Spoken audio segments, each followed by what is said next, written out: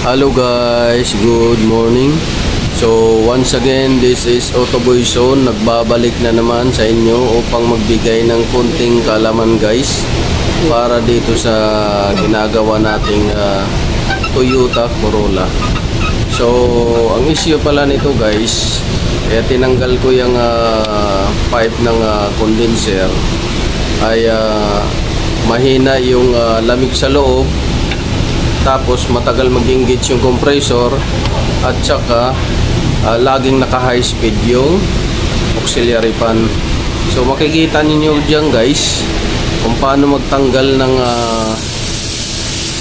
compressor, auxiliary fan at saka expansion valve.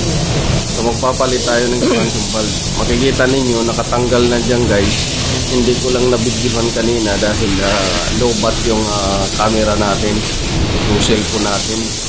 So ito guys yung tinanggal natin compressor at saka expansion valve.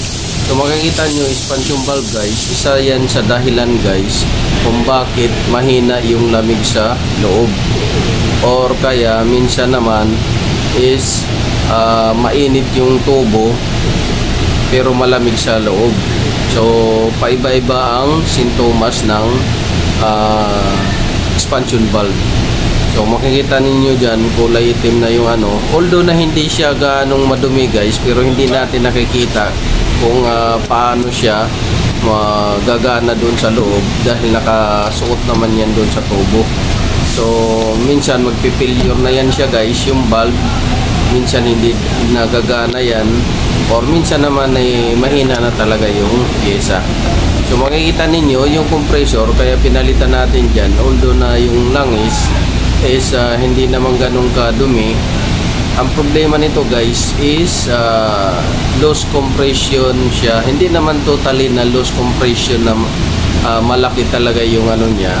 Ang problema lang talaga nito guys is delay engaging siya, dahil minsan pagka nagbomba siya may time siya guys na lumulusot yung pressure.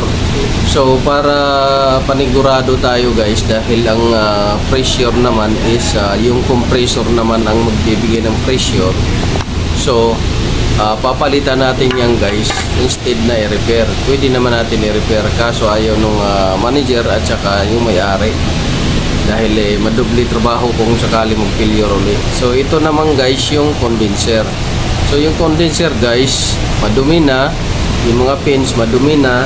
Pwede naman sana yan guys linisan or palitan ng filter, kaso para isahang gawa lang at saka matagal na rin kasi ito guys na condenser.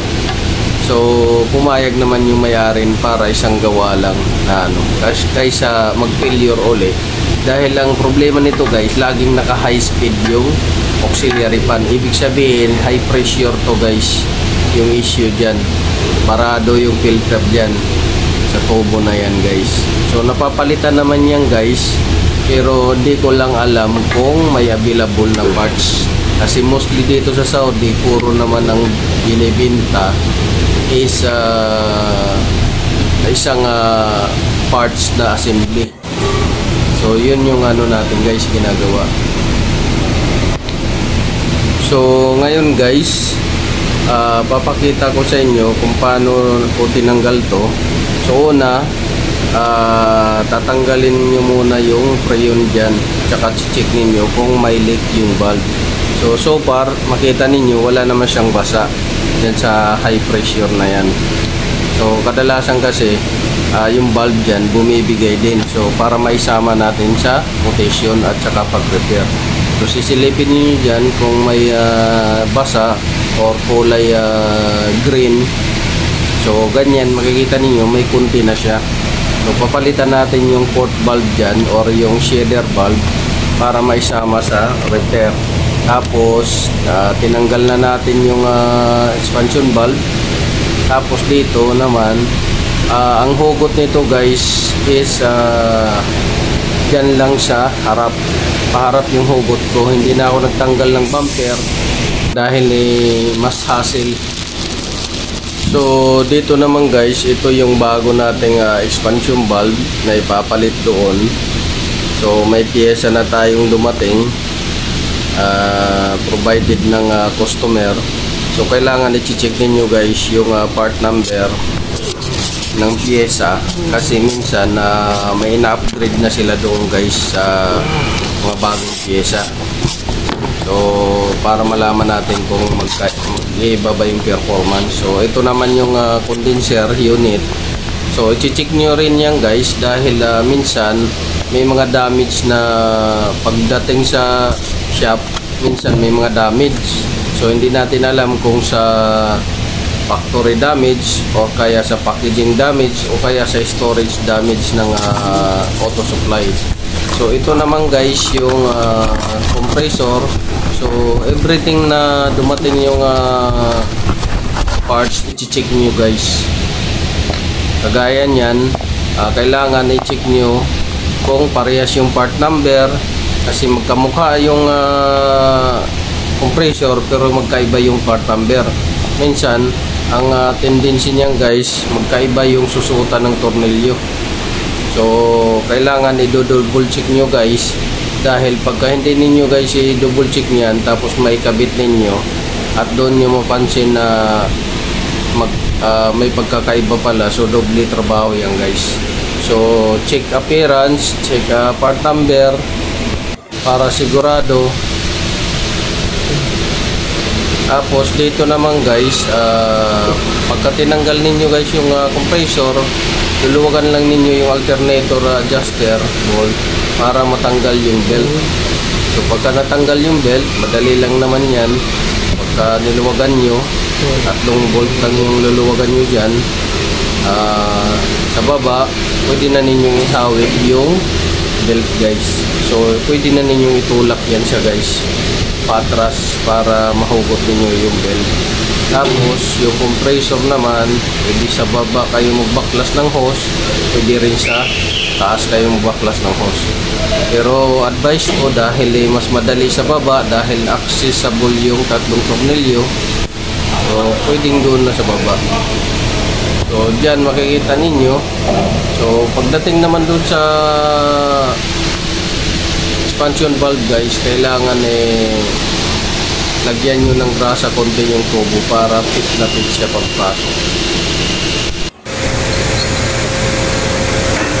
So ngayon guys, after natin guys na may kabit yung expansion valve, may kabit yung shader valve, may kabit yung condenser at saka compressor. So ngayon magba-vacuum na tayo guys at saka recharge ng freon para matesting natin guys kung may improvement yung ginawa nating repair. So paalala lang guys, so re-review ko lang. Ang problema nito guys ay mahina yung lamig sa loob ng aircon, lalo na kung traffic, nasa traffic. Tapos laging naka high speed yung auxiliary fan. Tapos yung compressor, matagal siya mag-engage. So matagal siya mag-engage, matagal din siya tawag doon disengage. So okay naman yung pressure switch. Ang problema, pagka ni-reading mo sa gauge manifold, pagka naka-idle lang guys, okay yung pressure. Pero pagka binumba mo na yung gasolina, naka high RPM na, bababa siya, nasa 35, so maximum 40, pero bigla siyang bibitaw, aakyat ng 50. So mayroong problema sa piston. So lumulusot siya, kumbaga sa high RPM lumulusot na siya. So yan yung na-discover ko dyan guys, kaya inorderan ko ng compressor. Tapos yung expansion valve, dahil mahina yung lamig doon sa loob, so sinama ko na rin yung guys, dahil yung expansion valve minsan pagka ni-reading mo dun sa computer guys, kasi makikita mo sa computer kung ilan yung pressure na nasa loob. So mayroong pressure sensor siya sa loob na makikita doon sa computer.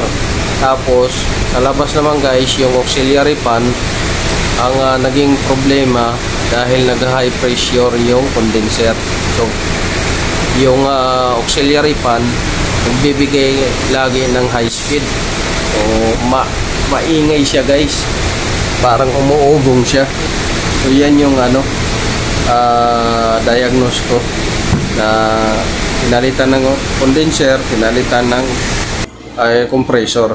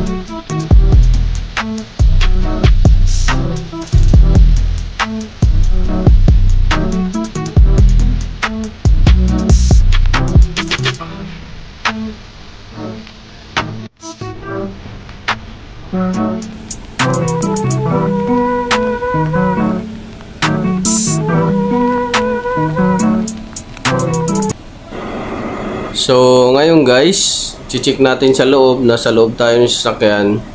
So unang start nyo guys, kailangan naka full yung aircon ninyo para mag-circulate kaagad siya ng full system doon sa compressor. Tsaka yung fan para matest ninyo kung gagana ba yung blower, gagana yung compressor. So far guys, nag-improve yung lamig. So malamig siya. Dati kahit na itudo mo sa number 4, number 5, talagang napakahina ng lamig. So ngayon guys, sobra ng lamig. Malamig na.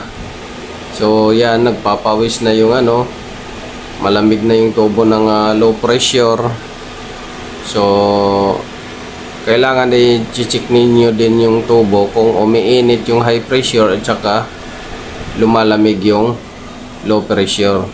So makikita ninyo dito guys. So dahil kaka-under lang guys, nasa maximum pa siya ng hindi naman maximum yung high pressure, nasa 210 siya. So pagka tumagal yan guys na uminit at saka lumamig na guys yung system, magiging okay na yan guys. So once again, this is Autoboyson. Maraming salamat guys. Kung nagustuhan niyo yung video na to, paki-like, share, subscribe my YouTube channel at saka paki-click ng notification bell button guys. So bisitahin niyo rin guys yung Ubicworks TV sa FB page ko. Maraming salamat.